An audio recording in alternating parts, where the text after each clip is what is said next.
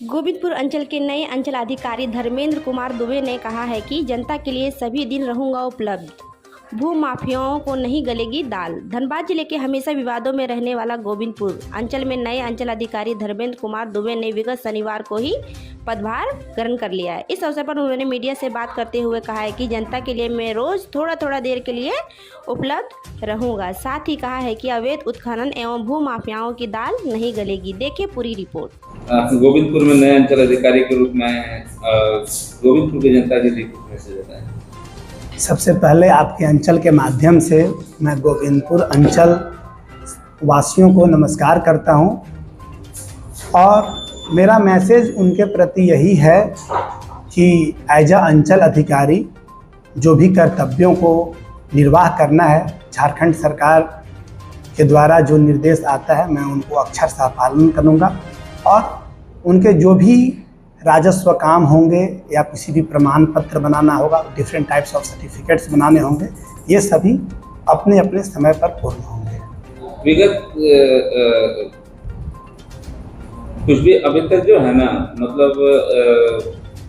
CO जो भी आए हुए वो सही समय पे बोले या सप्ताह में सभी दिन यहाँ पे नहीं बैठते थे, तो क्या यह कुछ रूट मैप है या आप मतलब जबकि जो आते हैं जनता आएंगे वो देखिए, पूर्व के सीओ के पर मैं टीका टिप्पणी नहीं करना चाहूँगा, परंतु सीओ के रूप में या अंचल अधिकारी के रूप में दो प्रकार के कार्य होते हैं। एक ऑफिस में बैठकर कार्यों का निष्पादन करना होता है और कुछ एक फील्ड वर्क होता है, क्योंकि जब तक आप फील्ड विजिट नहीं करेंगे, सच्चाई को नहीं जानेंगे, तो उसी प्रकार से लोग 2 या 3 दिन जन आवेदन को सुनने के लिए रखते हैं, लेकिन मैं सप्ताह के 7 दिन कुछ ना कुछ टाइम के लिए बैठूंगा,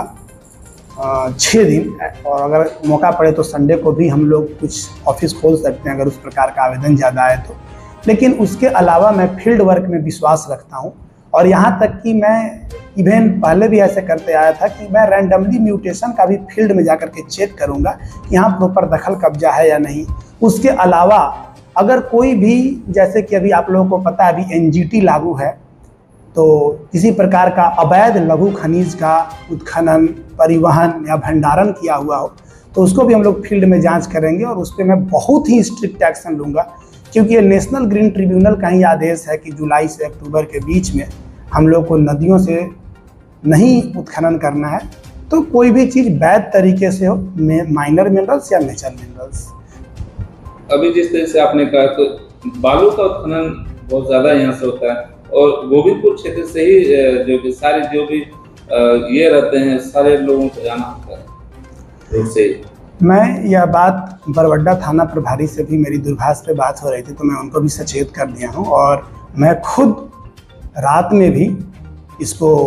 देखूंगा और कोई भी अवैध परिवहन में अगर पाया जाता है, कोई भी हाईवा या कोई भी गाड़ी जो बिना चालान का, बिना वैध चालान के अगर बालू परिवहन कर रहे होंगे, चाहे वो कहीं से उठाए हों और हमारे क्षेत्र से परिवहन कर रहे होंगे, तो उन पे FIR होगा, उनके गाड़ियों को पकड़ा जाएगा। जमीन विवाद का मामला काफी आता है, सरकारी जमीन पर अवैध रूप से लोगों का ये रहता है, उस पर आपको क्या रहेगा? देखिए, सरकारी भूमि के लिए झारखंड सरकार ने नियम बनाए हैं, झारखंड सार्वजनिक भूमि अतिक्रमण अधिनियम 2000। उसमें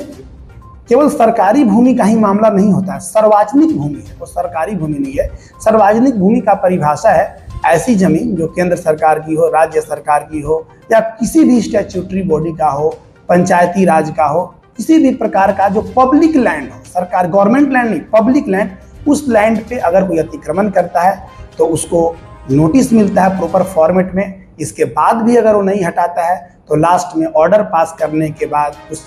उस संरचना को तोड़ दिया जाता है। तो हम लोग सरकारी नियमानुसार सार्वजनिक भूमि को बचाएं।